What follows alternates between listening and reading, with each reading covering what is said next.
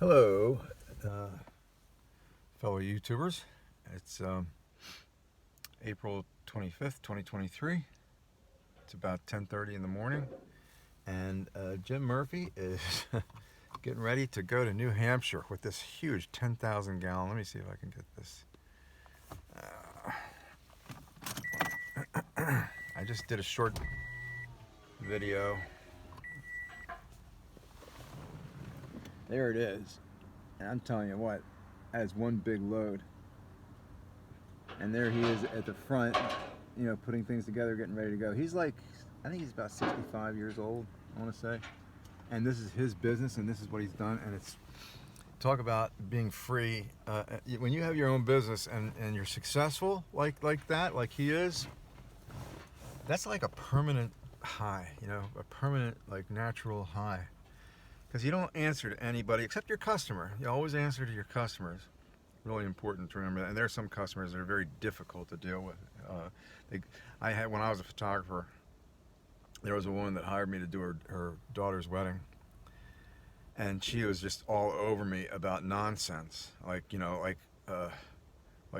6 or 7 months before the wedding, she wanted me to go with her to the reception area, or to I forget what she was saying. She made up some reason to pick a fight with me. And I should have terminated the arrangement right there, because it was a nonsense. It was something like, she wanted to come over and, talk or something like that. Or she wanted me to come over to her place and talk about the wedding, and, I was supposed to bring a notebook and a pen and take notes, and pretty much she was telling me how to do my job.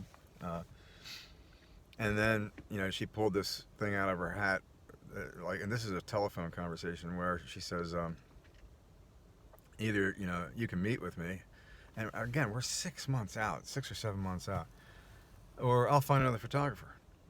And and at the time, I had a career with Bell when I agreed to do this job. She signed a deal, and I should have just stopped doing this kind of work. But I've been doing it for so long, and I knew it so well that, why not? I didn't have much else going on.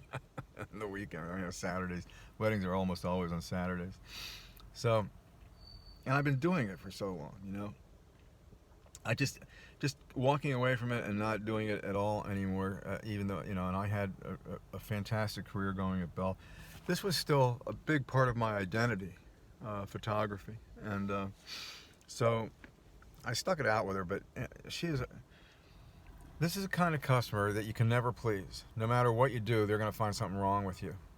And that gets old real fast. In other words, they don't care if you're doing a good job or not. You're doing a bad job, no matter how good of a job you're doing, right? She wanted attention, obviously. And, I wasn't going to give her what she was asking for there. I'm just not, because that's not the deal. The deal isn't for me to give you attention. The deal is for me to give you my services as a professional photographer on your daughter's wedding day.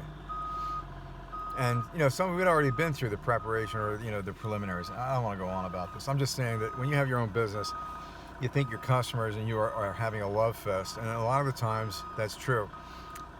But as a business owner, as an entrepreneur, understanding, customer service and customer relations is going to make you or break you. And I decided early on, there's no such thing as a bad customer as long as they're paying me. I had a number that didn't pay me, and I had to go to small claims about it. It was pain in the butt. So, I have a clause. I had a clause in my wedding agreement that full payment is due the week before. If you show up to do a wedding and they haven't paid you, you're in a bad spot. And that's what happened here. I was asking her for the money on the day of the wedding, and she snapped on me. And so I said, okay, I'll do the job. You don't get any. You don't get. Oh, you know what? Did I give her the proofs? I don't think. I told her. I said, you don't see anything until I get paid. She said, okay. She didn't care about that anyway.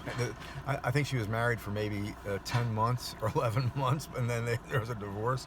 So she just wanted the experience of being a bride. She didn't really want to think about getting married. I had to take her to small claims, and then she showed up. We had to meet at McDonald's parking lot. She was bringing like $700 in cash that she owed me.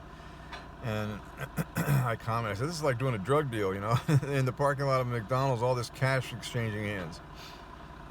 And, you know, she says, yeah, I'm sorry. But you know what? I found out about her. Well, this is, okay, I'm getting all over the place with this, so never mind. Never mind. I had to go to small claims. So the point that I'm making is if you're a business owner, you're a whole lot more than a truck driver or a photographer. You're also a business owner. And the majority and the bulk of your identity really, after, you know, you get your skills together, as, you know, the profession, you know, whatever it is. For me as a photographer, I knew photography. I didn't have to like overthink it on the day of a job or anything.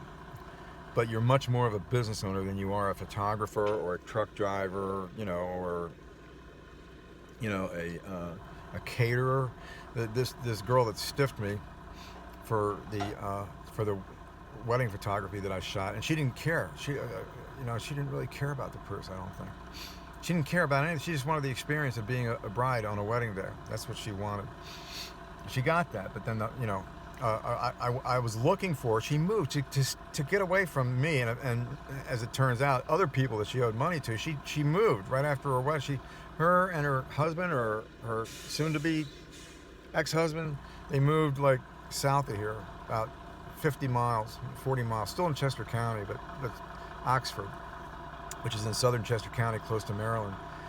And I couldn't get her address. I knew a bar she used to hang out in, and I went to that bar and I started asking around for her. Finally, somebody came and said, yeah, she lives down here. You look for her in this town. They might have even had an address. I'm not sure. But I finally got her address, and I took her to small claims, and, you know, they were going to, and if you have to go to small claims, you're losing, because if they still can't collect, that's a possibility. Well, then you're out the filing fee it was like $150 to $200 to take somebody to small claims. So in addition to the money of the wedding and all my expenses that I would lose, I'd also lose the $200 for going to small claims. So, you know, as a business owner, you look at something like that, and if somebody doesn't pay you according to the terms in the contract, then you terminate the deal. You terminate it. And, you know, in the contract it said, you know, that they forfeit their deposit. I probably should give that back, but, you know, a deal's a deal. This is the deal you signed. You know, if you can't pay me in full at least a week before the wedding, then the deal's off and you forfeit your deposit. Well, why do they have to forfeit the deposit? Because they agreed to forfeit the deposit. All you have to do is tell me more than a week out from the wedding. So 2 weeks before the wedding, you could call me and say, you know, I'm not going to be able to pay you. And I say, okay, well, you know, I'll give you your money back then. But less than a week notice, you forfeit your deposit. I'll tell you, I've seen that repeated many times. But anyway, so this guy's an entrepreneur and has his own business, and he's doing really well, you know, and he's got this one client now, his ramp master, and that's what they do. They make these aviation fuel tank trucks. And I'll tell you what, man, that's an amazing niche. Is it niche or niche? I think it's niche. But niche sounds more, I don't know, radical. Anyway, that's really cool, man. Because now he's starting to name his own terms. You know, he's not going to do anything under a certain threshold of revenue or size. You know, like he says, that's the smallest that'll take now 10,000 gallons, and that thing is hanging off the end of his trailer too. And it says oversized load right there. You know, you can barely read the sign that he has there, but that's what it says. Anyway, what else is going on? Oh, just an FYI. Whenever I see somebody that's driving a Tesla and I have a chance to talk to them, I do. Because of all this BS that you hear on mainstream media, it's just Yahoo Finance. Like, they just want to go after Elon Musk. Something about successful people that people want to hate for some reason. Anyway, before we came out to the airport, me and Harvey, you want to say hi to your adoring fans in here? We were chasing the kitty cats and the squirrelies and the groundhoggies and the raccoonies. Huh? Want to say hi? I guess not. Anyway, we went to Wawa for coffee. And I'm going into the place, and I see a guy getting in a Tesla. And I decided I'm just going to walk over and ask him about it, you know. And I said, hey, excuse me, can I ask you about your car? And he goes, yeah.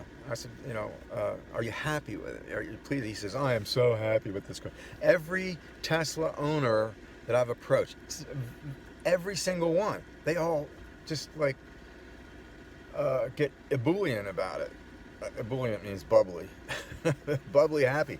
He said, you know, and I said, well, what about the maintenance? What about what about brakes? He said, he's had well, first of all, he bought the car in 2017, 2018. Those are the early days of Model 3, and those things had a bad reputation for quality. This thing was gorgeous. The paint job was like this beautiful, sparkling blue. It looked brand new. It was amazing. And he said, yeah. And I said, well, any problems? He goes, no, we take it on long trips and stuff. And I said, as far as the charging goes, he goes, that's not a problem at all. It's just you got to find a charger, and you know, if you don't know where their one is, you plug, you know, a request into the iPad that's on the dashboard, and it'll give you directions to the nearest charger, and it'll drive you there too. Although he didn't have full self-driving, he's going to upgrade to a Model Y, but he's had the car 5 years, no brake job in 5 years. This is from an owner. Okay, you don't have to worry about somebody trying to oversell you something, although Tesla doesn't oversell anybody. They don't even advertise. This is their advertisement. Me going up to talk to an owner. So he said, yeah. He said, this is like, he said, I could never go back to an internal combustion engine car. And I hear that from pretty much every owner. They don't ever want to go back to an internal. You know, there's been an addiction of the world to fossil fuel, and they don't want to give that up, so they just trash talk Tesla and Elon. They pay Yahoo so that Yahoo will be a bunch of fucking yahoos, you know, and trash talk them with nothing to back up. It's like they make up shit. They make it up. I don't know what that is. Okay, I thought it was a fixed gear. It's not. That might have been a Bonanza. So I missed a Baron and a Bonanza. Anyway, so yeah, let's see. Oh my goodness, it's bright. It is bright.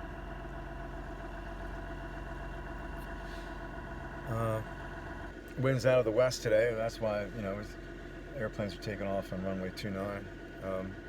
Anybody that's thinking about becoming a pilot as a profession, start following Mentor Pilot on YouTube. M like Mike, E, N like November, T-O-U-R, Mentor Pilot. I think the guy is German, I'm guessing, but he's improved his presentation skills, and now he's doing like incident profiles on the big boys, you know, the big carriers at airports, and there's more incidents than I realize, than anybody would realize, close calls.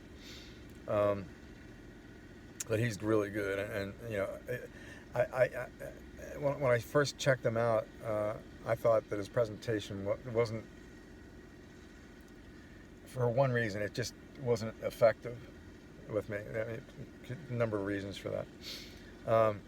You know, he improved his presentation, and he's relevant about what he's talking about, and he can talk in a language that you understand, especially in a complicated cockpit situation like the A350. He described an A350 go around at Orly Airport in Paris. A go around, and the runways are not parallel, so a go around means that you could infringe on the departure route of somebody that's taken off. And I can't believe that, well, the first officer should be suspended at least, because he totally screwed up. And that's a recent video by Mentor Pilot on Final Approach. The first officer, he'd have to go for a psychological examination, and he'd have to redo his physical and there had to be a psychological profile on the guy too, because what he did almost killed all the people in his airplane and all the people in another plane. He almost caused a mid-air collision at Orly. And that was an A350. Just go to Mentor Pilot on YouTube, and I'll tell you what, it's a little bit long. It's like 20 minutes or so, but the more I watched it, the more I wanted to know. And he did a very good job of, he has some kind of animator or animation program where you can see what the pilot, they don't have actual video of the pilots taking action in the cockpit, but you can listen. What he does is he listens to the conversation. All the conversations are recorded. Why is this thing so bright? There you go. All the conversations are recorded in the cockpits of commercial airplanes. And the first officer, apparently he had a cognitive collapse or something like that, where he didn't even remember what he was doing. They got a notification on final. They were 4 miles out of microburst wind shear, a threat, a hazard, and so the captain called out a go around, and then everything went crazy and haywire because of the first officer. He should have locked him out. Really, the captain should have taken over the airplane a lot sooner than he did. We're only talking about a 4-minute period before they finally got the airplane back where it should be, but people could get, they had a close call, a near miss. Anyway, check out that channel. If you want to be a professional commercial pilot, I would start watching Mentor Pilot on YouTube. It gets you ahead of the curve,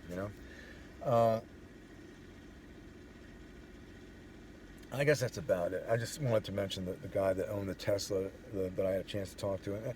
I've talked to at least 20 to 30 owners, because whenever I see them and I have a chance, if they're stopped at a stop sign, I'll walk up and, can you give me just your overall impression of this car? And every time, it's been glowingly positive for these Tesla automobiles. And once, and you start hearing it from all the people that are owners, and you start hearing these really good and glowing feedback reports, even in a conversation, it speaks volumes about the company. And I am good with owning the company, even though it's volatile.